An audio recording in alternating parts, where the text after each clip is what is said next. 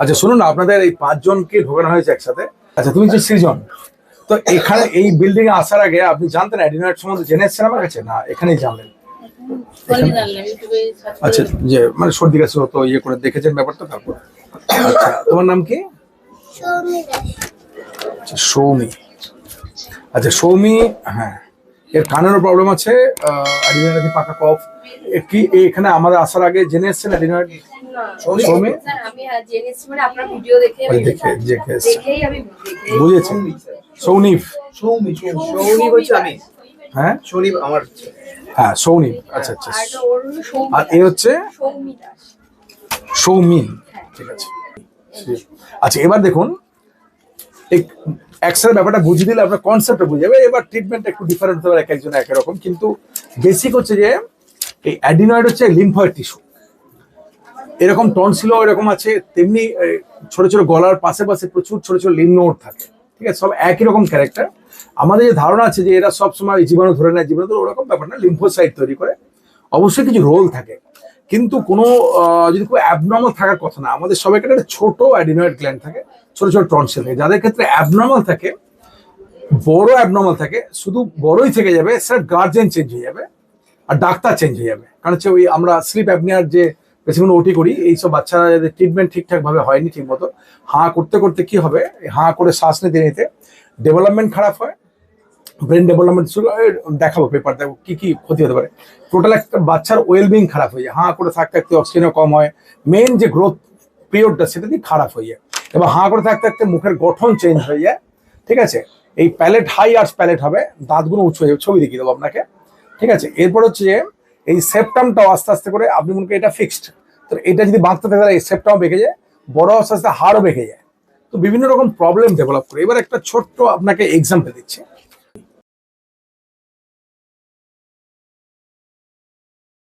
ভাবুন কেন বাচ্চাগুলো ভুগছে। মনে করুন একটা ড্রেন, জলের ড্রেন, ঠিক আছে, তো জলের ড্রেনে জল যাচ্ছে সুন্দর পরিষ্কার করে। এইবার একটা আপনারা ওয়াল তুলে দেন বা কিছু রেখে দিলেন, ছোট ছোট কিছু রেখে দিলে কোনো অসুবিধা নেই, কিন্তু বড় যদি একটা কিছু রেখে দেন, বড় কিছু 50% বা 60% বন্ধ হয়ে গেছে, তাহলে কি হবে, জলটা যাবে বাকিটা দিয়ে, কিন্তু এইখানে কি হবে, নোংরা জমতে থাকবে। একদম ঠিক বলেছেন উনি, নোংরা জমতে থাকবে। আচ্ছা নোংরা জমলে তারপরে কি হয়,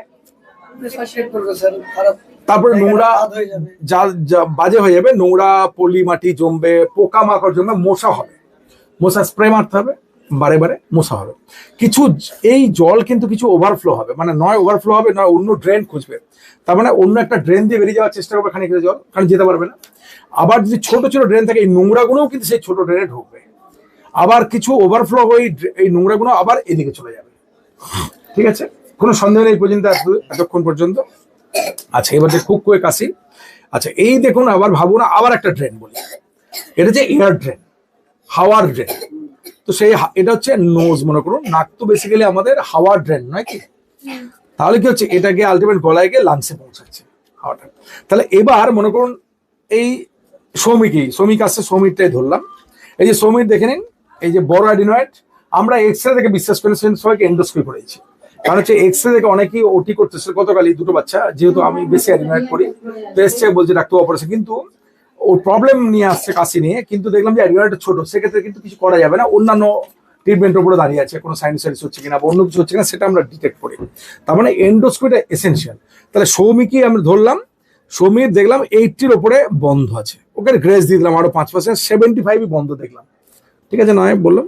আচ্ছা এবার দেখুন 75% যদি বন্ধ হয়, এয়ার যাবে বাকি 25% দিয়ে, তাহলে 25% যখন কাজ হবে না, তখন কি হচ্ছে, এয়ারে জলের মতো ওভার ফ্লো বা ড্রেন, তার মানে এখানে মুখ খুলতে বাধ্য হবে, আরো এয়ার নেবার চেষ্টা করতে হবে জায়গা ভেতরে যাবার জন্য।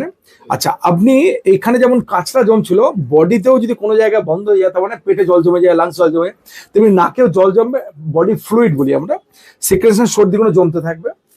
তাহলে এই সর্দি জমবে, বেশি দিন সর্দি জমলে কি হবে, অ্যান্টিবায়োটিক লাগবে, ইনফেকশন হবে, তাহলে অ্যান্টিবায়োটিক দেবেন, তাই তো বারে বারে অ্যান্টিবায়োটিক দেবেন।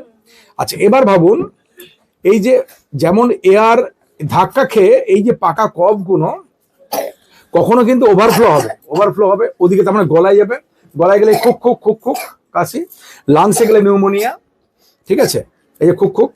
আবার কিছু ব্যাকফ্লো হবে, সাইনাসের মধ্যে ঢুকতে পারে, সাইনাস আছে, সাইনাসে আবার কানের ভেতরে ঢোকে, কিছু কিছু বাচ্চা দেখবেন কানের ভেতরে ইনফেকশন নিয়ে এসছে। সিম্পল হয়ে গেল এতক্ষণ পর্যন্ত। আচ্ছা এবার তোমাদের কোশ্চেন, আচ্ছা বলো এখানে একটা চোর ঢুকে আছে আর বাড়িতে একটা ভালো কুকুর পুষেছ, তাহলে কি হবে? চোর দেখলেই কুকুর কি করে? চিৎকার করে, কোনো সন্দেহ নেই এটা নিয়ে, ঠিক আছে? আচ্ছা বলো তুমি এই ঘেউ ঘেউ যে বন্ধ করতে হবে, কি করে বন্ধ করবে বলতে হবে, এটা তোমাকে, তুমি বলো। যে বলবে তাকে চকলেট, যে বলতে পারবে তাকে চকলেট। ঘেউ ঘেউটা বন্ধ করতে হবে, কি করে বন্ধ করবে? ছোট যখন বেরোবে তখন ঘেউ ঘেউটা বন্ধ হয়ে যাবে, ছোট যখন বেরিয়ে যাবে বাইরে, চোর থেকে বেরিয়ে যাবে। এক ঠিক বলেছে, তার মানে চোরটাকে ধরতে পারলে ঘেউ ঘেউটা বন্ধ হয়ে যাবে, চকলেট, ঠিক আছে? আচ্ছা গুড। আচ্ছা আর দুটো উপায়ে ঘেউ ঘেউটা বন্ধ হবে, একটা হচ্ছে কুকুরের মুখ বন্ধ করে দিয়ে, কুকুরের মুখটা বন্ধ করে খানিক কিন্তু আবার খুলে ফেলবে মুখটা, কিরকম? এটা হচ্ছে ইনহেলার অ্যান্টি অ্যালার্জিক স্প্রে দিয়ে ওটা হচ্ছে মুখ বন্ধ করার টেকনিক, ঠিক আছে? মুখ বন্ধ করার টেকনিক, বারে বারে মুখ বন্ধ করবে কিন্তু মুখ খুলে দেবে আবার হবে, তার মানে ওটা টেকনিক না। আর একটা হচ্ছে চোর সরিয়ে দেবে, এক্ষেত্রে চোরটা হচ্ছে অ্যাডিনয়েড। ফার্স্ট চকলেট পেয়ে গেছো তুমি, ঠিক আছে? তো এটা হচ্ছে অ্যাডিনয়েডকে পুরো সরিয়ে দিতে হবে, এটা চোর, বেসিক্যালি অ্যাডিনয়েড হচ্ছে কিন্তু চোর। তো এই চোর করা, চোর থাকা মানে কিন্তু পাকা কফ জমছিল, পাকা সর্দি টর্দি সব কিছু গিয়ে ডিস্টার্ব করে যাচ্ছিল, ঠিক আছে? আচ্ছা এবার তার এক্সাম্পল দিচ্ছি, দেখুন এবার তুমি তাহলে চোর ধরেছো কিন্তু, হ্যাঁ এবার দেখো। আচ্ছা এইবার আপনাকে কি প্রবলেম দেখছেন আপনি? তিনটে প্রবলেম আছে, আইডেন্টিফাই করতে হবে। কি কি প্রবলেম? মুখ খুলে ঘুমাচ্ছে, এক নম্বর প্রবলেম। ওটা তো অনেকের থাকতে পারে, না থাকতে ঠিক আছে, কিন্তু মুখ খুলে আছে, শব্দ করছে, 2 নম্বর আওয়াজ হচ্ছে, 2 নম্বর ঠিক বলেছেন। 3 নম্বর হচ্ছে কাত হয়েছে, বাচ্চার সাধারণত চিৎ হয়েছে। তার মানে 3টে প্রবলেম দেখতে পাচ্ছেন। তার মানে এই 3টে প্রবলেম দেখুন, এই 3টে প্রবলেমকে চোর ধরতে পারলে, তুমি চোর ধরেছো, চোর ধরতে পারলে কি হচ্ছে? 3টে প্রবলেম সলভ হয়ে যাবে। আচ্ছা এবার দেখুন 4 নম্বর প্রবলেম আর একটা দেখাবো, এর সঙ্গে অ্যাডেড প্রবলেম। এই দেখুন কন্টিনিউয়াস কিন্তু 2.5 বছর ধরে ইনহেলার এইসব দিয়ে বেরিয়েছে, বিভিন্ন পেলিডিশন দেখেছেন। এই দেখুন এটা হচ্ছে অ্যাডেড, কিরকম? সাউন্ডটা অতিরিক্ত। 3টে প্রবলেম ছিল আগে, 4 নম্বর এক্সট্রা প্রবলেম দেখাচ্ছি। সেম প্রবলেম, খুব খুব কাশি, গলায় মনে হচ্ছে কফ আছে, সেই চোর ধরতে হবে। চোর ধরলে কিন্তু বাচ্চা নর্মাল হয়ে যাচ্ছে, ক্লিয়ার? আচ্ছা এবার দেখুন 5 নম্বর প্রবলেম দেখাচ্ছি, এটা বলুন আর একটা প্রবলেম ওর সঙ্গে, চিত হয়ে আছে কিন্তু দেখুন মুখ চোখ খুলছে, দেখুন বড় করে হাঁ করেছে, চোখ খোলা, তারপরে টোটালি অবস্ট্রাকশন হচ্ছে, ঠিক আছে? এবার দেখুন ডিস্টার্ব, দেখুন চেঞ্জ করছে, দেখুন এই ডিস্টার্বে উঠে উঠে পড়ছে, তার মানে অবস্ট্রাকশন হয়ে যাচ্ছে। সেম বাচ্চা যদি চোর আপনি ধরেন তাহলে কিন্তু বাচ্চাটা নর্মাল হয়ে যাবে। সেম বাচ্চা কয়েকদিন আগে আমাদের এসেছিল, 4 বছর আগে, এই দেখুন 2 বছরের বাচ্চা করেছেন, 6 বছর বয়স, এই কান ফোটাতে এসেছিল কয়েকদিন আগে। তো ওই রানা একদম ছবির মতো আছে, লাইফই চেঞ্জ হয়ে গেছে, সেটা অনেকটাই মানে লাইফই চেঞ্জ হয়ে গেছে। হ্যাঁ ডেফিনেটলি হ্যাঁ হবেই, ডেফিনেটলি হয়, কিন্তু লোকের ভুল ধারণা যে না এইভাবে নয়, এইভাবে না, সুস্থ হতে বাধ্য যদি আপনি প্রপার ডায়াগনোসিস করে প্রপার ট্রিটমেন্ট করে, আদারওয়াইজ প্লেন অ্যাডিনয়েড করে দিলে নয়, দেখতে হবে রিয়েলি ব্লক করছে কিনা তাহলে। আচ্ছা এবার দেখুন কিভাবে আমরা ঠিক ডিসেন্ডাম এন্ডোস্কোপি করে প্রপারলি ডায়াগনোস করলাম। এবার দেখুন কি কি প্রবলেম হতে পারে। এই যে বহু বাচ্চা এই যে ইনহেলার দেয়, দেখুন এই প্রবলেম আছে কিন্তু শুধু ইনহেলার অ্যান্টি অ্যালার্জি, দেখুন এই অ্যালার্জি বলে বলছে চাইল্ডহুড অ্যাজমা হয়ে যাচ্ছে বলে একদম সেম কথা। দেখুন আপনি এন্ডোস্কোপি করবেন, দেখবেন পাকা কফ অ্যাডিনয়েড আছে, সিম্পলি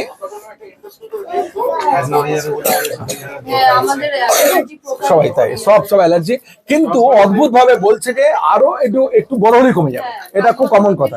আচ্ছা 5 বছর, কেউ 8 বছর চলে এসছে, 12 বছর চলে এসছে, 17 বছর, তাহলে কিসের কি সহ্য করবেন, কিটা কমে যাবে একটু আমাকে বুঝিয়ে বলতে পারবেন? আচ্ছা শুনুন এটা আগে। তার মানে দেখুন বাচ্চারা কিন্তু ইনহেলার ফিনার সব বন্ধ হয়ে গেল, লাইফই চেঞ্জ হয়ে গেল, ঠিক আছে? তো দেখুন আর সব বন্ধ হয়ে গেল না, এই যে বলা হচ্ছে যে একটু বড় হলেই কমে যাবে। আচ্ছা কি কমে যাবে বড় হলে? এখন ছোট আছে, ইমিউনিটি পাওয়ার কম, তার জন্য তার মানে হচ্ছে যে এক্স্যাক্টলি তো দেখেনি কেউ, তার মানে যদি না জানেন তার কি কম হবে? আচ্ছা বলছেই না ডাক্তার, হ্যাঁ একদম প্রথমে বলছে না ডায়াগনোস হয়নি। আচ্ছা কি কমে যাবে? আচ্ছা ভাবুন আপনি একটা বাড়িতে একটা জুতো কিনে আনলেন, আপনি কি সকলের জন্য ওরা পরিয়ে বেড়াতে পারবেন? বিয়ে বাড়ি সবাই পরবে হয় কি? তার মানে প্রত্যেকের আলাদা জুতো সাইজ লাগে।